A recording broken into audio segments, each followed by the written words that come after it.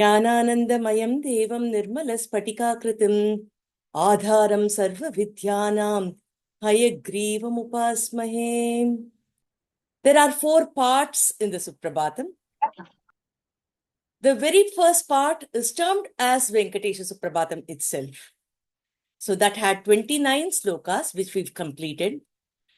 So we are now moving on to the next phase, which is the Venkatesha Stotram. Venkatesha Stotram is all about eulogizing Bhagavan, praising Bhagavan, singing the stuti of Bhagavan. Why do we do it? That is something we have to understand even before we go to the actual contents of it. We will be spending on understanding the significance of reciting Bhagavan's names, because a lot of questions keep coming on why should we recite his name? It's yet another word. What is so profound about it? A lot of things like that. Imagine a situation, we are standing there. Bhagavan is in front of us.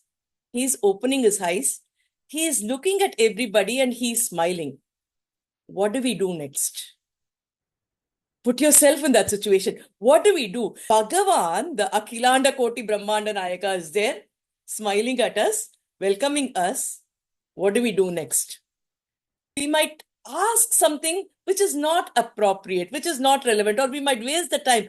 After coming out, we'll be like, oh my God, I wanted to do this. I wanted to do that. I wanted to ask Bhagavan all these things. But when I went there, I just turned blank. I was just looking at him and Jaragandi, I had to come out.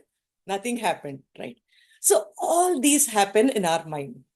In that situation, what do we do? How do we utilize that time appropriately? So that is something where our Prativadi Bayangaram Anna Swami has not stopped just with Suprabhatam. He's extending it. He's helping us. You know, we learned earlier when Vidura was so excited, Krishna came there. What did he do? He did not know to handle himself. In his excitement, instead of giving the fruits to Bhagavan, the peels were offered to Bhagavan. Bhagavan consumed that.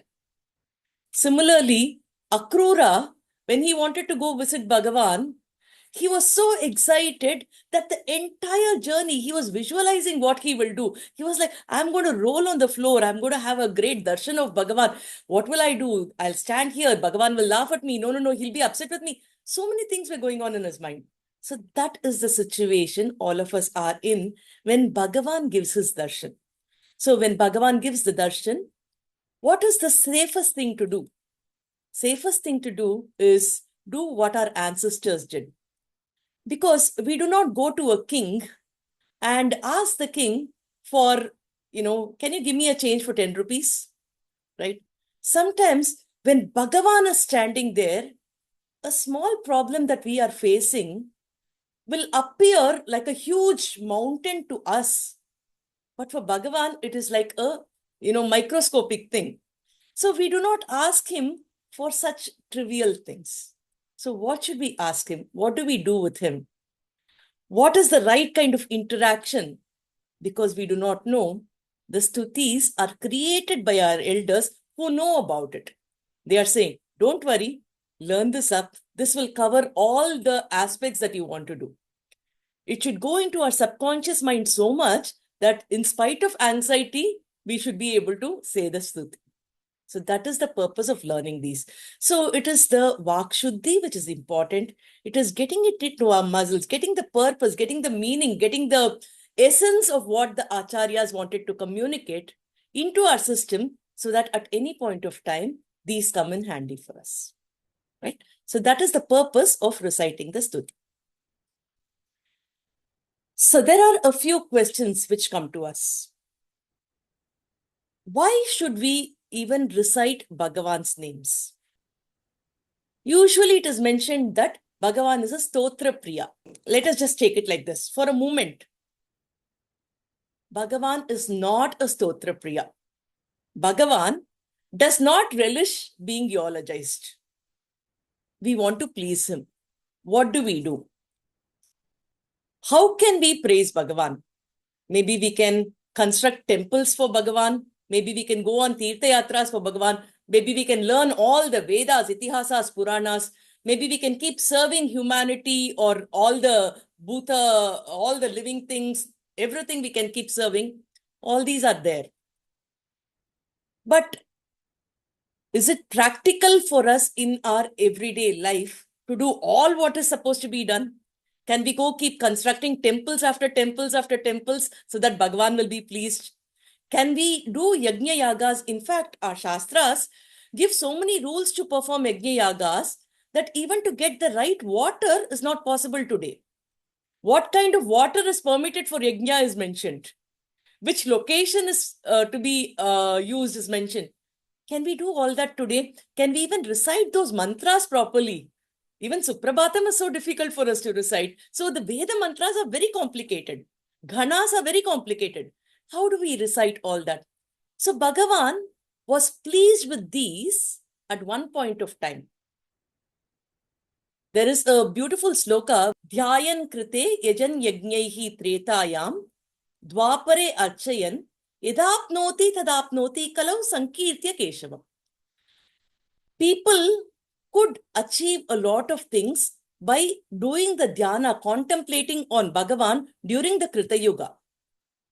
The same thing could be achieved in the Treta Yuga by doing the yajnas, yagas and other things. In Dwapara Yuga, they could do the Archa Murti. In the temples, they could construct temples. They could worship Bhagavan through the temples by doing Archana and other things. In Kali Yuga, it is our capacity where we are not able to do any of these things. So what does Bhagavan do? Okay, it is going to be difficult for you to focus. Okay, I'll not give you anything which is complicated to focus. It is going to be difficult for you to keep traveling to different places because most of you are going to be engaged in particular activity throughout the day. So going to all the Tirtha Yatras throughout is not going to be possible. You can't keep constructing temples. Not everybody has the money to, afford for all these things. So no concentration, don't want to spend much, have so many other priorities in life. Okay, what can be something which will suit everybody in Kali Yuga, which is easy for them to do, where there are no excuses? Let me attempt to get pleased with that. So what does Bhagavan say? Call me by my names. Think about me. Be devoted to me. That is enough. I will give you all the fruits, the plants, the trees. Pluck the same fruit, give it to me, just mix it with a bit of bhakti and say, hey, Krishna, take this. I'll be happy. So Bhagavan gives us a breather by saying that he is a Stotra Priya. What is he going to gain when we, praise him or thing? Nothing. He is giving us a way so that he gets pleased. A little child does a lot of cranky things throughout the day. The mother is like, don't do this, don't do that. The child goes about and ransacks everything. Finally, the mother says, okay, if you say a sorry, I'm going to excuse you. What does the mother gain by the sorry? The child comes and says sorry. The mother says she's very happy. It is only for the good of the child so that the child will learn to say sorry.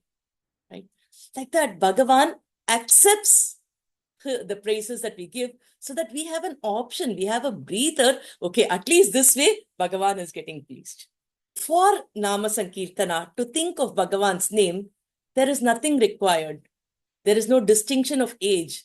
A little child, Prahlada did. The elephant, Gajendra did. No class, no gender. Draupadi, when she was in the court and, she was disrobed, she sang Bhagavan's name. No gender, no time of the day.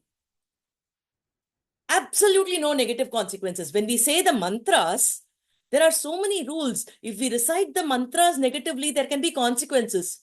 For the names of Bhagavan, no such consequences. Monetary investment, zero. The returns are plenty. So any judicious financial investor will know that, there is so much of return when there is no actual monetary investment. So we just have to contemplate on these qualities of Bhagavan so that in our mind, in our words, in our actions, everything, Bhagavan is there. So this is one main reason why we keep repeating Bhagavan's name.